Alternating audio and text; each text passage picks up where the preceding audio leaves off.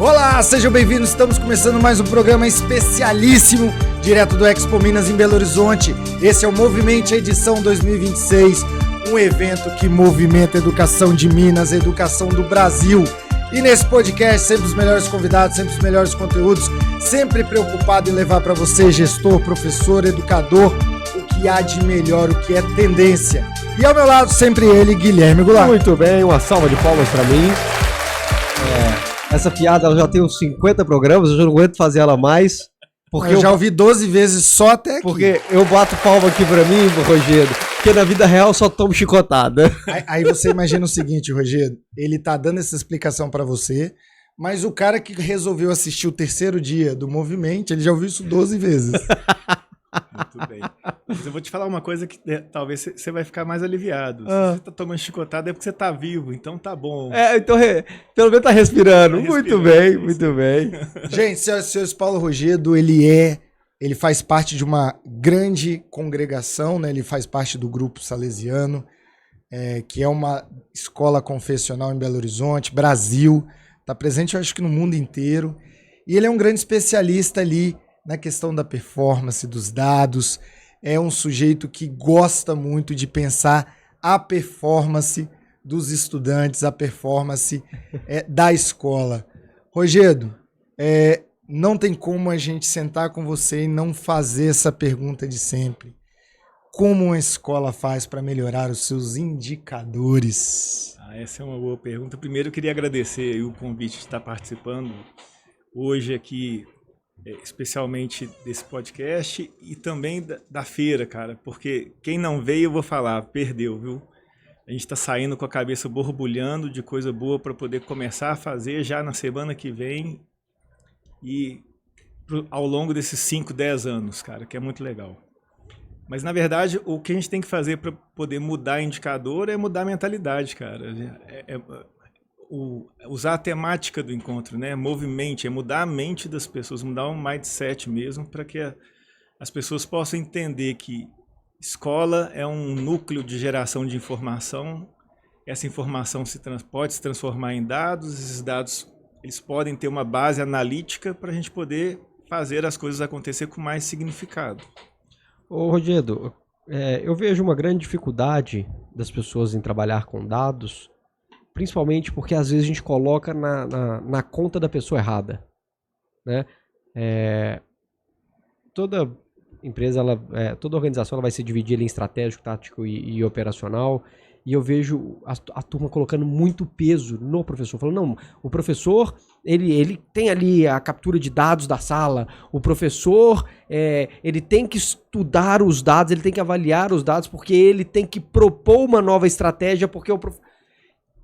Isso não tá aí no meio na contramão do processo, não? Pelo menos administrativo? Então, cara, eu vou fazer uma reflexão aqui e usar a minha experiência, tá?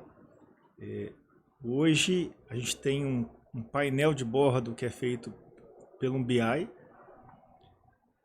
e ele está começando a gerar um significado maior na instituição depois de 5 anos batendo lá na pedra.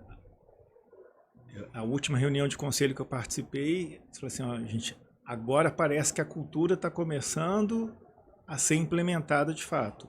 E tem 5 anos. Então é um trabalho de formiguinha. Não adianta a gente querer implantar agora algo que vai ser interessante se a gente não sensibilizar todo mundo, se as pessoas não fizerem parte do processo. Se alguém não tiver desenhado essa estratégia, né? Exatamente. E aí elas precisam de entender os benefícios que aquilo pode trazer. E eu quero fazer uma referência aqui, cara, porque eu fiquei muito incomodado com esse livro que eu já li o último capítulo. E eu acho que o último capítulo já valeu o livro sem ler os demais, tá, cara? Mas eu fiquei muito incomodado porque, coincidentemente, nós estamos completando 30 anos do relatório do Jacques Delors, que traz para a gente os 4 pilares da aprendizagem, né? Que a Unesco utilizou desde 96 e que a gente insertou o aprender a aprender, que trabalha muito com a questão da metacognição. Mas por que eu estou falando isso? Porque essas mudanças que a gente fica falando, que a gente vê nos encontros, que a gente vê nas palestras, que a gente fica fomentando aqui, não é algo novo, cara. A gente está falando de 30 anos. É isso aí. De 30 anos. E conversando com a Vivi agora na palestra lá da Manu, que estava falando justamente sobre isso, sobre o PISA, sobre dados, a gente estava falando, será que a gente não está fazendo? E eu entendo que a gente está fazendo, mas não é a escola que está fazendo. Aí é um Paulo que está fazendo, é uma Viviane que está fazendo. Não é o processo da escola para que todo mundo possa fazer, desenvolver. Então a coisa fica individual, né? Não ganha potência, não ganha escalabilidade. Não, e aí você vai fazer uma transposição.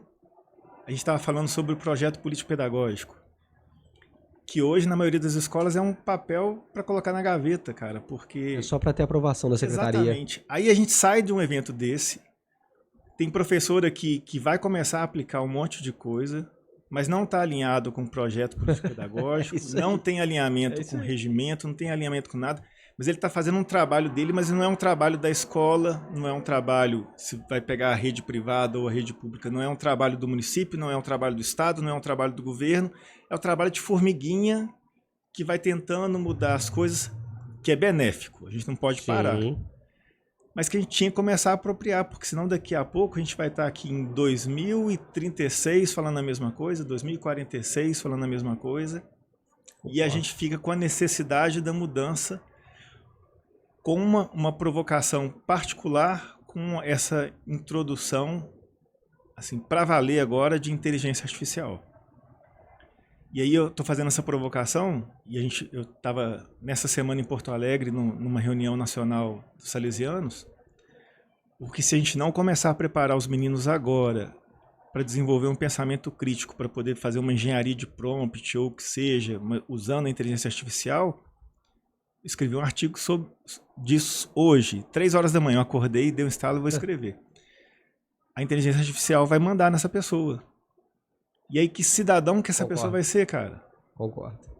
Que tipo de cidadão que a gente está proporcionando para a sociedade, que vai formar nas nossas escolas, que vai fazer uma universidade, quiçá, não sei, a gente vê algumas coisas que são interessantes, né? Falando assim, aí tem que procurar até averiguar mais para não ser uma fake news, mas que na China a gente já tem postos médicos todos feitos por IA. Não é um médico mais, tá lá. Ouvindo você falar, me veio um jargão, ao invés da gente criar seres humanos com consciência planetária, né? A gente vai criar seres humanos digitais com consciência artificial. A gente vai caminhar para isso. Paulo, esse foi um tema muito recorrente no palco, a questão da IA, da tecnologia. E a gente fica muito feliz com a sua participação, porque você traz a visão do espectador. Você chegou a assistir alguma palestra sobre inteligência artificial? Alguém? 3. A do Léo, né? Sim. Que ensinamento você tira, que você leva desse aprendizado que foi proporcionado pelo movimento, dessa questão da tecnologia? Então, acho que o primeiro ponto é a gente procurar saber mais como funcionam essas tecnologias. Para a gente começar a apurar mais a nossa capacidade de desenvolver as perguntas certas, os contextos certos, para a gente poder trabalhar. Eu falei do Jacques Delors para trabalhar os 4 pilares. O que ele fala? Ele fala de aprender a conhecer, ele fala de aprender a fazer, aí você faz a transposição para o que a gente usa. Todo mundo falou aí muito de taxonomia de Bloom, verbo de comando, etc. Nossa. Aprender a conviver. E aprender. Porque os meninos hoje, a socialização ela está começando a ficar meio comprometida. A gente teve redução agora dos índices de matrículas de educação infantil, que é muito preocupante, de uma maneira geral, no Brasil inteiro. São 1 milhão de alunos a menos. Exatamente. E depois o mais significativo, que é o aprender a ser. É isso aí. Então, como é que eu aprendo a ser no mundo, tendo que desenvolver algumas habilidades que não são de respostas, mas são de desenvolver perguntas, são de desenvolver insights, são de problematizar. eu não consigo. E aí fica uma cobrança muito grande de que se a gente usa IA, a gente está trapaceando, porque a gente está ficando preguiçoso. Eu não concordo muito com esse discurso, mas dependendo de como você usa, você vai ficar preguiçoso mesmo. É isso. A gente fala isso direto, Paulo. Em 2024 a gente capacitou a equipe toda para criar os seus próprios agentes de IA. Isso em fevereiro de 2024. Eu tô vendo as pessoas falando agora da construção de agente. Falei, gente, isso já tem quase 2 anos.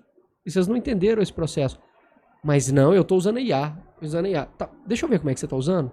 O cara nem pensa para fazer a pergunta. O próprio perguntar é preguiçoso. Então não há construção, a elaboração da ideia, da estratégia. Não há leitura. Não há leitura. O sujeito simplesmente deseja que aquilo chegue de alguma forma, mas ele não refletiu sobre o processo. E realmente, não acho que a IA crie preguiçoso. Contudo, as pessoas estão se tornando preguiçosas. Sim, exatamente. Eu acho que a habilidade do futuro, e que ela já é do passado, é o pensamento crítico. Porque eu acho que a IA ela pode ser um potencial. Se você tiver pensamento crítico, de analisar, de verificar.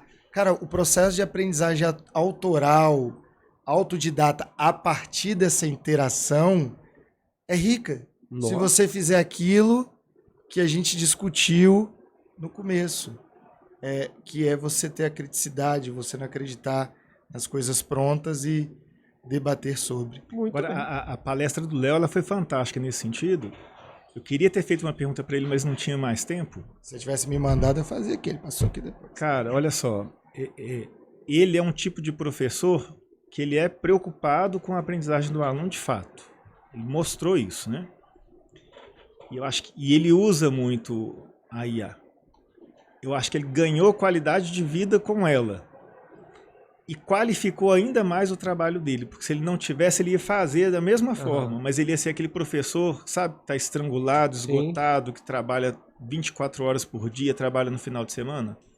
Eu acho que a IA, nesse sentido, deu uma folga para ele e gerou uma qualificação para o trabalho dele.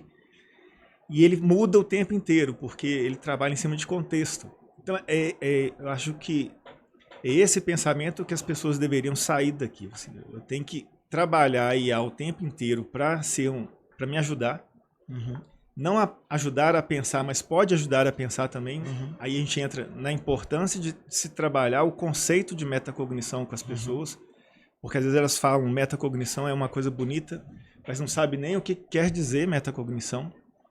Mas é trabalhar esse efeito, porque se ele consegue raciocinar sobre o pensamento dele, sobre as questões cognitivas, ele vai começar a ser mais crítico com aquilo que ele está desenvolvendo. Se é pergunta, é a pergunta que vai ser mais crítica. Se é o contexto que vai ser mais crítico. E aí ele vai começar a ter os insights, que não é resposta, os insights para aplicar naquele conceito específico. É isso aí. Meu amigo, mais uma entrevista, mais uma versão Pocket, e é com você. Sim, chegamos ao final de mais um episódio direto do Movimento 2026. Tenho certeza que você que não veio nessa edição ouvindo o Paulo, que esteve aqui como congressista, que assistiu as palestras, deve estar arrependido, mas fique tranquilo. Novidades em breve nós vamos anunciar aqui, junto desse grande parceiro que é o Movimento 2026.